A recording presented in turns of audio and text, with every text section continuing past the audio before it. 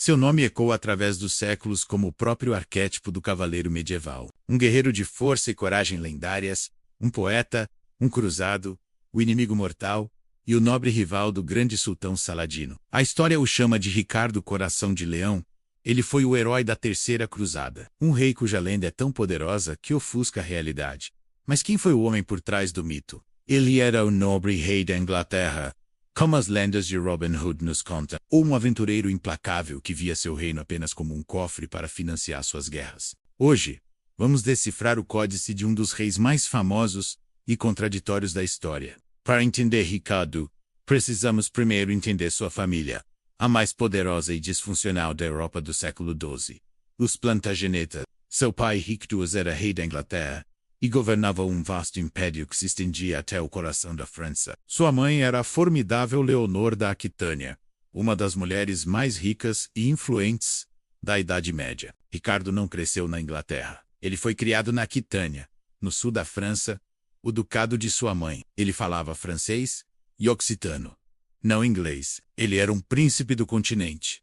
E foi lá que aprendeu a lutar, a governar e a amar a poesia e a música. A corte de Henrique II era um ninho de víboras com seus filhos. Henrique, o jovem rei, Ricardo Geoffrey e o mais novo João, constantemente conspirando e se rebelando contra seu pai, e uns contra os outros pelo poder e por mais terras. Ricardo não foi exceção. Ele se rebelou contra seu próprio pai em várias ocasiões, provando desde cedo que era um líder militar brilhante e um político ambicioso. Quando Henrique II finalmente morreu, em 1189, derrotado e de coração partido pela traição de seus filhos, Ricardo herdou o trono da Inglaterra. Ricardo, e foi coroado rei da Inglaterra. Mas sua mente e seu coração já estavam em outro lugar. 2 anos antes, em 1187, uma notícia chocante havia abalado a cristandade. A cidade de Jerusalém havia sido conquistada pelo grande sultão do Egito e da Síria, Saladino. A Terceira Cruzada foi convocada, e Ricardo, um guerreiro devoto, jurou tomar a cruz. Seu reinado começou com um único propósito: arrecadar uma quantidade astronômica de dinheiro para financiar a maior e mais bem equipada expedição que o mundo já tinha visto. Ele vendeu títulos, terras, cargos, tudo o que podia para transformar a riqueza da Inglaterra em uma máquina de guerra. Ele famosamente disse: "Eu venderia Londres se pudesse encontrar um comprador." Sua jornada para a Terra Santa já foi uma campanha militar. Ele conquistou o reino da Sicília para garantir seus fundos, e após ser provocado pelo governante local, invadiu e conquistou a ilha de Chipre, que se tornou uma base vital para os cruzados. Quando finalmente chegou à Terra Santa, em 1191, o exército cristão estava preso em um cerco brutal e interminável à cidade portuária de Acre. A chegada de Ricardo e suas tropas, junto com suas avançadas máquinas de cerco, injetou nova vida na campanha. Sua liderança e genialidade tática foram decisivas, e a cidade de Acre finalmente se rendeu. Foi em Acre que sua lendária rivalidade com Saladino começou. Era uma guerra de extremos. Momento. Ricardo ordenou a execução de quase 3.000 prisioneiros muçulmanos. Em outros, 2 líderes trocavam presentes e gestos de respeito cavalheiresco. Conta-se que quando Ricardo adoeceu com febre, Saladino lhe enviou frutas frescas e neve das montanhas para ajudá-lo a se recuperar. Após a vitória em Acre, Ricardo liderou o exército cruzado para o sul, em direção a Jerusalém. Na Batalha de Arsuf, ele infligiu a Saladino sua primeira grande derrota, em campo aberto. Uma vitória tática brilhante, que garantiu o controle da costa. Mas ao chegar a poucos quilômetros de Jerusalém, Ricardo tomou a decisão mais difícil e pragmática de sua vida. Ele sabia que, embora pudesse talvez conquistar a cidade, seu exército estava exausto, e ele não teria homens suficientes para mantê-la após a partida da maioria dos cruzados. Com um coração pesado, ele ordenou a retirada. A cruzada terminou com um tratado de paz.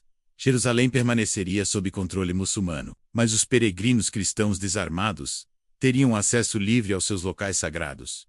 A cruzada havia terminado, mas as aventuras de Ricardo estavam longe do fim. Sua viagem de volta para a Inglaterra foi um desastre. Tentando um atalho pela Europa Central, seu navio naufragou no mar Adriático. Forçado a viajar por terra, disfarçado, ele foi reconhecido e capturado perto de Viena por seu inimigo pessoal, o Duque Leopoldo da Áustria, a quem Ricardo havia insultado publicamente durante o cerco de Acre. Leopoldo, por sua vez, entregou seu precioso prisioneiro ao Sacro Imperador Romano, Henrique VI, que viu uma oportunidade de ouro. Ele exigiu um resgate de um rei, literalmente, 150.000 marcos de prata, uma soma que equivalia a mais de 2 vezes a renda anual da coroa inglesa. Enquanto Ricardo definhava em uma prisão alemã, sua mãe, a incansável Leonor da Aquitânia, agora com 70 anos, trabalhou sem parar para levantar a quantia. A Inglaterra foi taxada, até quase à ruína, para pagar pela liberdade de seu rei ausente. Após mais de um ano em cativeiro,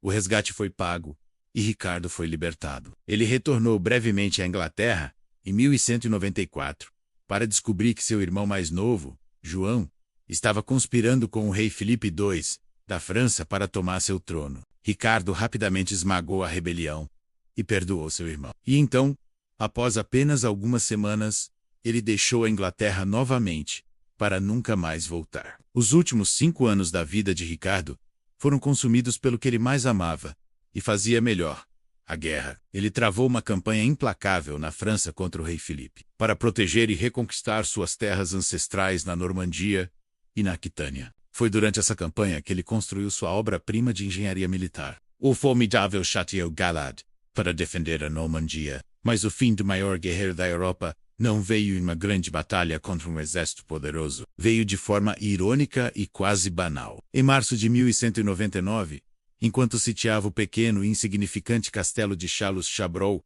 Ricardo caminhava pela linha de cerco sem sua cota de malha. Ele foi atingido no ombro por uma flecha de besta, disparada por um menino da muralha. O ferimento em si não era fatal, mas o cirurgião que o tratou o fez de forma desajeitada. A ferida infeccionou e a gangrena se instalou. 11 dias depois, Ricardo Coração de Leão morreu nos braços de sua mãe, Leonor. Ele tinha 41 anos. O legado de Ricardo é um dos mais contraditórios da história. Como guerreiro, ele foi um gigante, talvez o maior comandante militar de sua época. Sua bravura era lendária, sua liderança carismática, e sua vida foi a personificação do ideal cavalheiresco. Ele garantiu para sempre seu lugar na lenda como Coração de Leão. Como rei da Inglaterra, no entanto, ele foi um fantasma. Em um reinado de 10 anos, ele passou apenas cerca de 6 meses em solo inglês. Ele via seu reino não como um lar, mas como um banco, uma fonte de dinheiro para financiar suas ambições e guerras no exterior. A história de Ricardo é um códice sobre a tensão entre a lenda de um herói